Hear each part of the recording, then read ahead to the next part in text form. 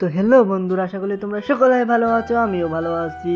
আমার আজকে তোমাদের সাথে একটি নতুন ভিডিও দেখা হলো।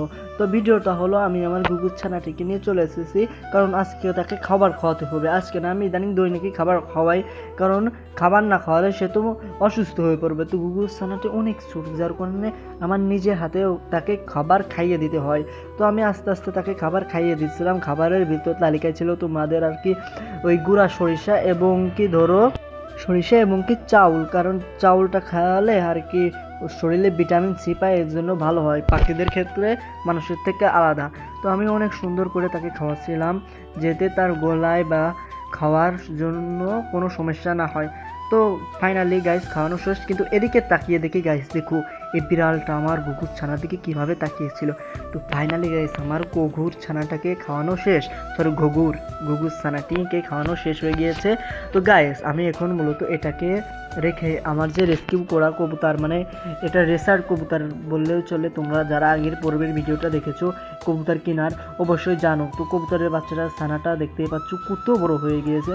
তো আমি মূলত বাচ্চাটাকে নিলাম হাতে নিয়ে, এখন তাকে অনেক সুন্দর করে খাবার খাইয়ে দেবো, যেহেতু সে আমার হাতে ছাড়া খায় না। তো অনেক চেষ্টা করছিলাম, দেখলাম টিম করা যায় নাকি, তো সে মোটেও রাজি না আমার হাতে টিম হতে। তো আমি মূলত গাইস তাকে অনেক কষ্ট করে খাওয়ানোর চেষ্টা করছি, কিন্তু সে বিশাল রাগী। তো আমি এদিক ওদিক সব কিছু বাদ দিয়ে, ওই দেখো গাইস, দেখছো গাইস আমার পিছনে কীভাবে বিড়ালটা রয়েছে, আমি কীভাবে টুক করে ভিডিও করতেছি। কিন্তু গাইস মূলত বিড়ালটাও একটু অসুস্থ, কারণ আর কিছু দিনের ভিতরে আমাদের এই বিড়ালটাও বেবি দিতে যাচ্ছে।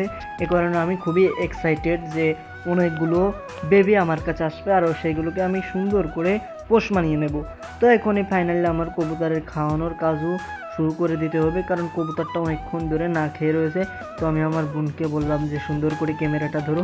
তো দেখতেই পাচ্ছেন আমি আমার কবুতরের ছানাটাকে খাওয়াচ্ছি। তো বোন এদিকে কাঁপাকাঁপি শুরু করে দিল ক্যামেরা নিয়ে, দেখতেই পাচ্ছেন ডিস্কো ড্যান্স চলছে ক্যামেরায়। তো আমার রেস্কিউ কবুতরকে খাওয়ানোর কাজটা পুরোপুরি শেষের দিকে, কারণ এই বাচ্চাটা সবচেয়ে ছোট বাচ্চা, আর এখন আমার খাওয়ানোও শেষ। এখন আমি আকাশে তাকে উড়িয়ে দেবো। তো দেখতেই পাচ্ছ কি সুন্দর হচ্ছে। তো আজকের ভিডিও এইখানেই শেষ। হ্যাঁ গাইস, আসসালামু আলাইকুম, come to our my channel. তো আশা করি সকলে ভালো আছে, তো আমিও ভালো আছি। তো আজকে আমি সবচেয়ে খুশি, কারণ আজকে এই দেখো এই টাকাগুলো নিয়ে আমি মূলত বিকাশের দোকানে যাব, বিকাশে ভরতে, কারণ আজকে আমি একটি নতুন নিউ ব্লগ টিম ক্যামেরা কিনবো, কারণ ক্যামেরাটা হলে আমার ভিডিওর কোয়ালিটি ভালো হবে। তো আমি ট্রাস করে রাস্তা দিয়ে হাঁটা শুরু করেছি।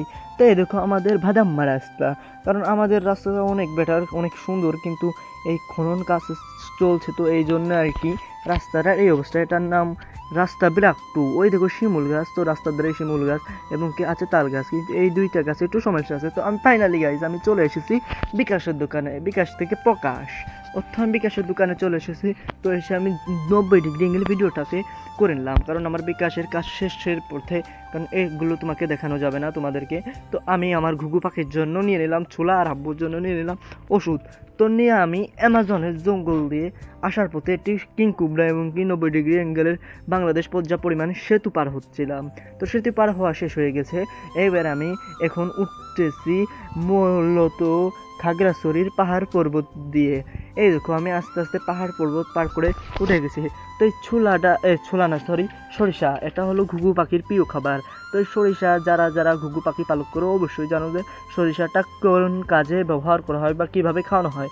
তো ফাইনালি গাইস আমি ডেমোটা প্রায় শেষ, কারণ আমার সরিষা এবং কি ওষুধ নিয়ে আমি প্রায় আমার বাড়ির কাছাকাছি চলে এসেছি। তো আজকের ভিডিও এইখানেই শেষ হতে চলছে।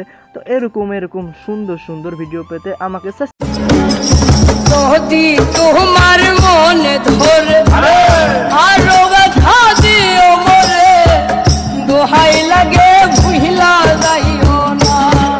সাবস্ক্রাইব করো।